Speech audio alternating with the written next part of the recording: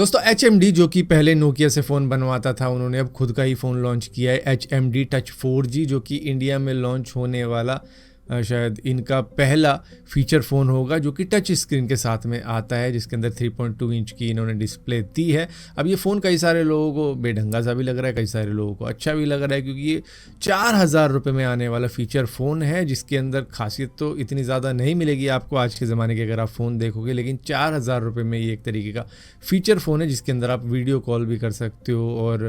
4G support भी है इसके अंदर। तो मतलब ज़्यादा एक्सपेक्ट नहीं करोगे आप, लेकिन आप फीचर फ़ोन के तौर पे इसको यूज़ कर सकते हो टच स्क्रीन के साथ में, जिसमें हिंदी लैंग्वेज भी दी गई है। दोस्तों, हम में से बहुत सारे लोगों ने बिग बिलियन डे सेल के अंदर कुछ ना कुछ परचेज़ किया होगा। मैंने भी कुछ कपड़े परचेज़ किए थे, हालांकि वो सस्ते तो उतने ज़्यादा नहीं होते हैं, लेकिन हाँ, कई सारे लोगों ने शायद स्मार्टफोन लेने का ट्राई किया होगा, कई सारे लोगों को कैंसिल हुआ होगा, कई सारे लोगों के पास आ गया होगा, कई सारे लोगों को जितना डिस्काउंट एक्सपेक्ट कर रहे थे उतना नहीं मिला होगा। लेकिन अब एक और सेल आने जा रही है। अगर आपको चलो बिग बिलियन डे पे उतना ज़्यादा डिस्काउंट नहीं मिला है, मौका छूट गया कि भैया नहीं ले पाया, तो अब एक और सेल आने वाली है 11 अक्टूबर को, जो कि बिग बैंग दिवाली के नाम से जानी जाएगी फ्लिपकार्ट के ऊपर। तो 11 अक्टूबर से भी आपको शायद थोड़ा बहुत डिस्काउंट मिल जाए। हालांकि बिग बिलियन डे जितना नहीं मिलेगा, हालांकि बिग बिलियन डे पे जितना मिल रहा था वो तो भाई किसी लोगों को अच्छा लग रहा था, कि किसी लोगों को ज़्यादा दिख रहा था, किसी लोगों को कम दिख रहा था। तो अब दोबारा से एक और सेल आ गई है, तो भैया देखते हैं इस सेल के अंदर आपको आईफोन 16 प्रो कितने का मिलता है, सैमसंग गैलेक्सी S24 अल्ट्रा या S25 अल्ट्रा कितने का मिलेगा। तो मतलब मौका है, अभी भी दिवाली वाली सेल आने वाली है, तो बैंक डिस्काउंट भी शायद उसके अंदर आपको मिल जाएगा। तो ऐसा ही फिर अमेज़ॉन के ऊपर होगा, तो अमेज़ॉन और फ्लिपकार्ट की एक और सेल आएगी 11 अक्टूबर को, वो देख लेना अगर आपको लगे कि शायद आइटम आपके घर तक पहुंच जाए विदाउट कैंसिलेशन, जो कि फ्लिपकार्ट की आदत है। दोस्तों, डोनाल्ड ट्रंप इस वक्त में किसी से भी भेदभाव नहीं कर रहे हैं, जहां मन चाह रहा है वहां टैरिफ लगा रहे हैं। दरअसल इन्होंने अब ट्रक्स के ऊपर भी 25% का टैरिफ लगा दिया है, यानी कि इंपोर्ट ड्यूटी लगा दी है। जो भी मीडियम और हैवी ड्यूटी ट्रक्स होते हैं, जो कि खास तौर पे मैक्सिको, कनाडा और यूरोप बनाता है, तो उनके ऊपर इन्होंने ये टैरिफ लगा दिया है। तो भैया हमारे ऊपर टैरिफ लगा दिया, अब तो भैया यूरोप के ऊपर भी टैरिफ लगा दिया, कनाडा पे भी लगा दिया, मैक्सिको पे भी लगा दिया, खासतौर पर जो कि ट्रक मैन्युफैक्चरिंग करते हैं। ये इन्होंने कहा है कि हम इसलिए कर रहे हैं ताकि जो यूएस के ट्रक मैन्युफैक्चरर्स हैं वो फॉरेन कंपटीशन के आड़े पीछे ना आ जाएं, जिसकी वजह से इन्होंने 25% और महंगे कर दिए हैं फॉरेन के ट्रक्स, जिससे कि इनके ट्रक सस्ते लगे लोगों को और वो यूएस के ट्रक ही खरीदे, ना कि बाहर के ट्रक खरीदे जो बाहर की कंट्री से आते हैं, ये सोच के कि भैया सस्ते मिल रहे हैं। तो वही सेम चीज़ तो इंडिया कर रहा था अपनी कारों के साथ में, जो कि इंडिया के अंदर मैन्युफैक्चर होती है, और तुम कहते हो कि भैया टेस्ला को इंडिया में नहीं आने दिया जा रहा था, उन पर टैरिफ लगाते हैं, फॉरेन कार्स पे टैरिफ लगाते हैं। वो इसीलिए लगाते हैं ताकि लोकल मैन्युफैक्चरिंग को बचाया जा सके। अब जो चीज़ तुम कर रहे हो वही इंडिया कर रहा था, तो भैया ये तो वही हो गया कि आप करे तो रासलीला, हम करे तो कैरेक्टर ढीला। दोस्तों, यूएस के कैलिफोर्निया ने अब दिवाली को भी स्टेट हॉलीडे डिक्लेयर कर दिया है। दरअसल कैलिफोर्निया के गवर्नर गैविन न्यूसम ने एक बिल पे साइन कर दिया है जो कि दिवाली को स्टेट हॉलीडे डिक्लेयर कर देता है। लेकिन ये बिल 1 जनवरी 2026 से लागू किया जाएगा, जिसकी वजह से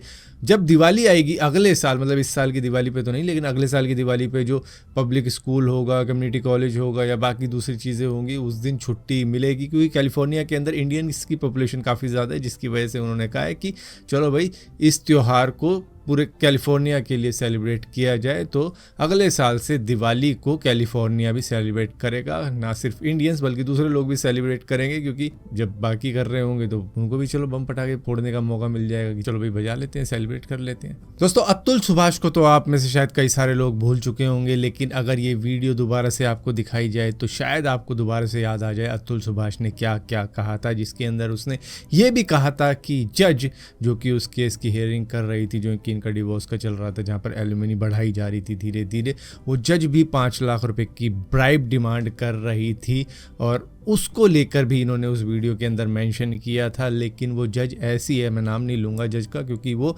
लीगल नोटिस भेज रही थी उन लोगों को जो कि उनके बारे में बता रहे थे, मीडिया आउटलेट्स को या फिर सोशल मीडिया प्लेटफॉर्म के ऊपर जो बता रहे थे कि भाई ये ब्राइब मांग रही थी, वो वीडियो में बता रहे हैं अतुल सुभाष साफ साफ। तो भैया हम खुद से क्या ही बता रहे हैं। तो उस जज को प्रमोशन मिल चुकी है और उनको प्रमोट करके अब डिस्ट्रिक्ट जज बना दिया गया है। तो ये कानून है, क्योंकि उनके ऊपर कोई एफआईआर नहीं हुई, कोई केस नहीं हुआ, कुछ कार्रवाई नहीं हुई, सिर्फ अतुल सुभाष की बस वीडियो रह गई कि बस जिसके अंदर वो कह रहे थे कि मैं तो चला जा रहा हूँ, बस इंसाफ दिलवा देना। लेकिन इंसाफ कहाँ से दिलवाएं, यहाँ तो प्रमोशन मिल रही है उस जज को जो कि इस केस के अंदर इन्वॉल्व थी और साफ साफ ब्राइब मांग रही थी। दोस्तों, आसाम के फेमस सिंगर जुबीन गर्ग की डेथ मिस्ट्री अब और भी ज़्यादा पेचीदा होती चली जा रही है। दरअसल उनके कज़न को भी अरेस्ट कर लिया गया है जो कि डीएसपी हैं, जिनका नाम संदीपन गर्ग है। वो उस वक्त में उन्हीं के साथ मौजूद थे जिस वक्त में ये हादसा हुआ था। दरअसल उन्हीं की यॉट में वो मौजूद थे जिस वक्त में जुबीन गर्ग के साथ में ये हादसा हुआ है। अब जब इनके कज़न को अरेस्ट कर लिया गया है तो पुलिस ने 7 दिन का रिमांड मांगा है और इसी के साथ साथ एसआईटी ने तो